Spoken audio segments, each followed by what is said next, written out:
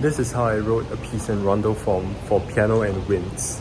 I chose to go with this instrumentation because I was actually inspired by the piano quintets of Rimsky-Korsakov and Mozart, where they featured wind instruments instead of the traditional strings.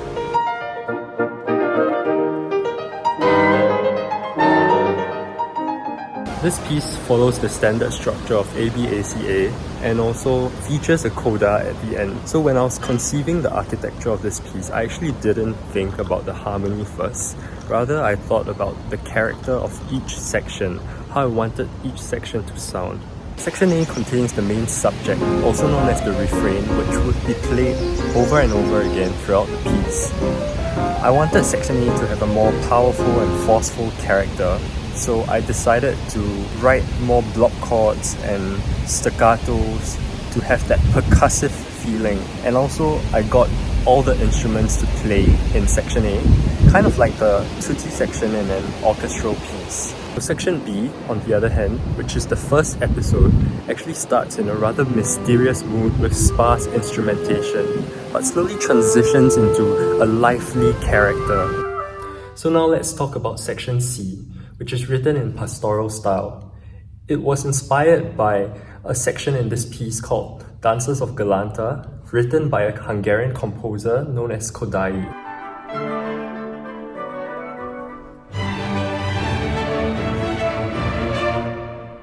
When I think of pastoral character, I actually think of lush green fields, of nature filled with animals and with the birds flying in the sky. So I actually added little motifs at the beginning of this section to imitate the sound of birds chirping. And also, I employed the flutter-tongue technique to mimic the sound of a bird flapping its wings. Now let's talk about the coda. I wanted the coda to be an epic stormy section, but at the same time, I wanted the character to change abruptly for a more dramatic effect. So I decided to take inspiration from Beethoven's Piano Sonata in F minor, where I added a descending scale quietly in transition from the subject to the coda, which you will hear in the piece when it's played later. The main challenges I faced when writing this piece was 1. Nailing the style of the pastoral section, and 2. Writing seamless transitions from one section to another. Initially, the clarinet in the pastoral section was playing the melody, while the oboe and flute were playing detached, short motifs. So when I was listening to the playback of the piece, it didn't sound like what I was going for.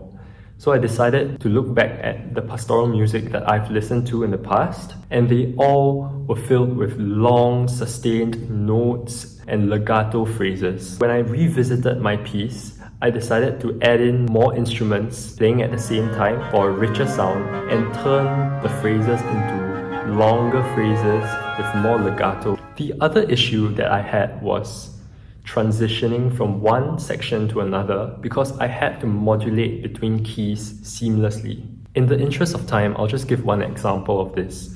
In the transition material following the motifs in section C, I wanted to modulate from C major to E flat major.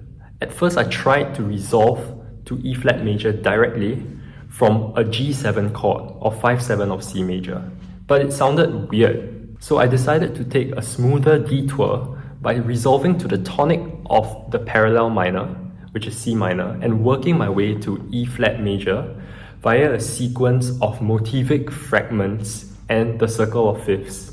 So I learned that actually transitioning between sections is like trying to get to the other side of the mountain, right?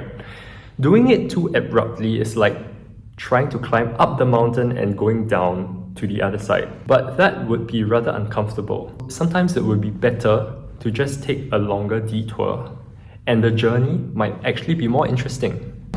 So that's all I have to say about my creative process behind writing this piece. And before I play the recording of my piece for you, I'd like to ask you to do me a favor to subscribe to my channel, because most of you who are watching unsubscribed. So I hope you enjoy my piece.